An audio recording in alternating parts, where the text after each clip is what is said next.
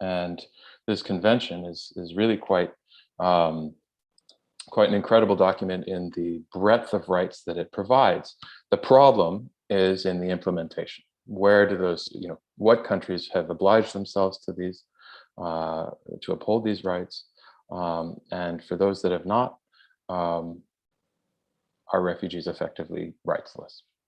So I would like to ask a little bit about the situation facing refugees in Southeast Asia, where the majority of the region has not obliged itself to the Refugee Convention and the provision of rights that it elaborates. And I'd like to start with Tristan as the legal scholar and researcher on refugee issues. If you could tell us a little bit about what the lack of a legal framework means in a practical, sort of everyday sense for refugees, and what you see as the best option for refugees living in this kind of an environment. Thanks, Temba. So yes, the 1951 Convention relating to the status of refugees is an international treaty that establishes the definition of a refugee and articulates a number of rights for persons who meet that definition.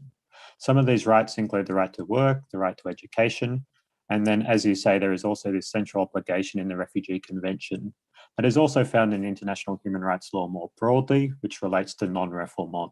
And this is the obligation not to return any person, to any place where they may face persecution or other serious harm. It is true that Asia has few states party to the 1951 Refugee Convention. The Philippines, Japan, and Korea have ratified the convention, but countries in Southeast Asia, such as Malaysia, Thailand, and Indonesia, have not done so. Now, if you look around the world, becoming party to the convention is not a guarantee that it will be complied with.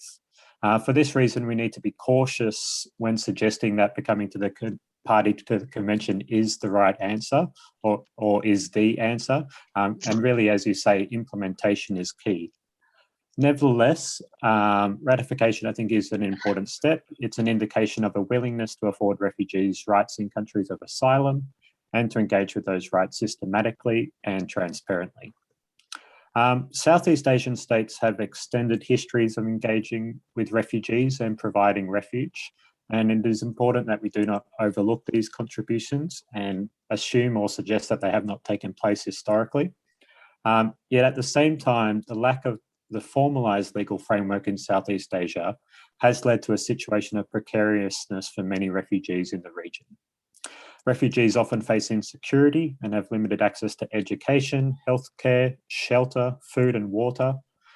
Further, they're often prevented from legally working in countries of asylum due to restrictive national laws.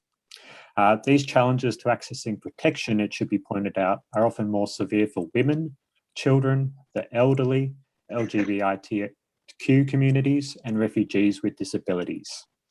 In terms of what should be done, I'm not in a position to advise refugees who may be listening what is the best option for them.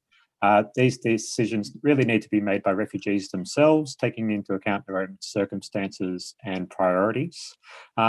I will note, however, that despite the clear structural restraints that many refugees experience, refugees are frequently exercising agency in as many ways they can. This can be seen in the protection responses refugees developed of their own accord, in which the other panelists have spoken about already. And it can also be seen in the pathways to solutions that they navigate through their own social, cultural, and migration capital. I'll stop there for now.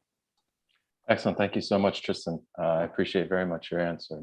I'd like to shift now to Humaira and recall something actually Tristan said earlier, which is that even the terms like transit country underscore an idea that the refugee a refugee displacement is a temporary phenomenon, and it's until someone moves on. That framing dismisses the fact that many refugees that have made Indonesia their home for decades, and nonetheless there have been a few advances in Indonesia. We can talk a little bit about the presidential regulation on the handling of foreign refugees, which is the first documentation to come out of that high level that recognizes the existence of refugees in Indonesia effectively. Implementation of protection, debatable in terms of in terms of how that's advancing things, but at least there is a recognition of refugees coming from the president's office. Indonesia continues to lack that protection mechanism and those tools for assistance. And I'm wondering if you could talk a little bit about what you see among the refugee populations that you work with as the greatest challenges when living in a country without the frameworks that are in place to protect refugees. Okay. So Thimba, the greatest challenge for refugees for now is, I think, the lack of resettlement. We know that there are thousands of refugees around the world. On only 1% of these refugees, they get the chance to get resettled, and the rest they do not. And this leads refugees to living in uncertainty for a very long time in the in exile in the transit country. For refugees in Indonesia too, the greatest challenges of refugees have been living in uncertainty for a very long time. We have refugees who who are stuck in Indonesia, and they have been living here since 2010, even 2011.